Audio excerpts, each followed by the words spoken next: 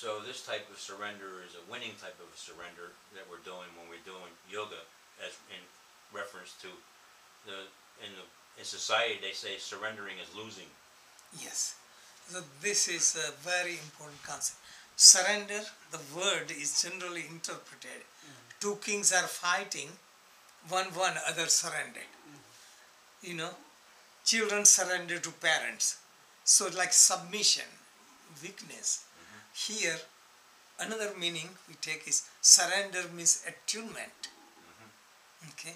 So say wave surrenders to ocean. So wave actually becomes the ocean. So that is attunement. So when we surrender, we become attuned. So what prevents a surrender? What prevents a surrender? Ego. Our ego. We create the boundary. We produce a resistance. So really this resistance is so much ingrained in the unconscious mind. It is very hard to let go. And it is harder to surrender for more educated intellectual person than a naive person. You know? Naive person, in a naive person, they have faith. They can believe. You know, you can tell them, they can visualize this and that, and they can really visualize. You're a very smart person, visualize, but how could it be possible? You know, you question and you doubt. It comes in the way. So surrender means God's grace is showering on us. So more and more we let go, more and more we open up. To that extent, surrender comes in. Ego is ingrained. Ego is for the purpose of survival. You know, if we have ego, like we identify with the body, it helps with survival.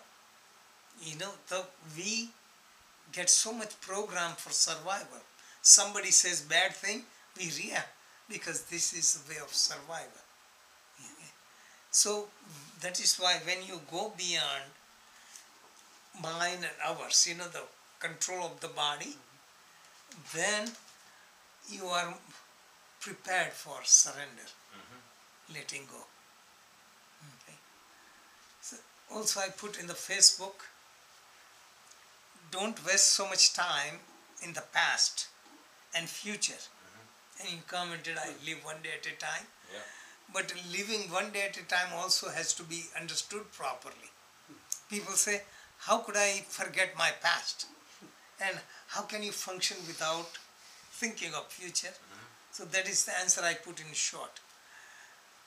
Because if you think of the past too much, you produce attachment, you know, like all the memories, I was a child and this, you produce, and also regret, you know.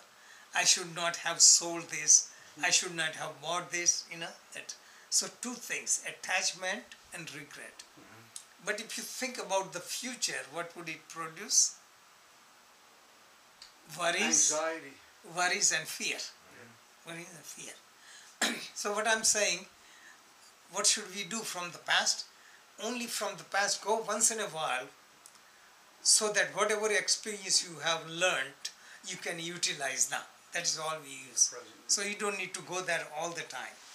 For put in there something about living in the here and now too, right? Yes. For future, do we have to think?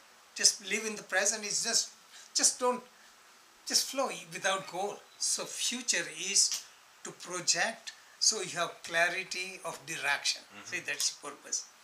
How long does it take to go in the past experience? Is there in us. We just recall as necessary. Like you did certain business or certain behavior and you know the results, so you can apply now. So past has value. Future, the direction and clarity. If you don't have clarity or direction, you live in the present. Wherever somebody pushes you, go. That is not living in the present. The problem is we spend so much time in the past and the future. That is what we need to avoid. Spend more time in the present. Yeah. So, but some people misinterpret, you know, living in the present. You know, so I'm just clarifying, more deeper. Does it make sense? Yes. Yeah, so sometimes people become more fanatic, about spiritual. They are hung up on some ideology, and they don't think deeper. So I'm trying to go deeper. Like that has been my nature, and I think I consider that spiritual meditation. Right now, we are meditating, from a normal standard. Is that what you're meditating? Your eyes open, you're talking this. Really, we are reaching unconscious mind and reprogramming it. We are spellbound. I forget time. You forget time. So really what it takes for meditation to go in, quiet the mind and bring it, is happening now. So it's active meditation. Active meditation, that's what it is. Okay. Some people come privately and they're interested and start, and before, I start teaching, start talking, hour and 15 minutes go, so let's start, it's time. It just felt like 5 minutes went. This shows you are in meditation. Because mind expands, you find inspiration, you find joy. And if you are in the party and gossiping and things, how does your mind feel? So meditation, not necessarily to have to be passive. You can need passive and active both meditation.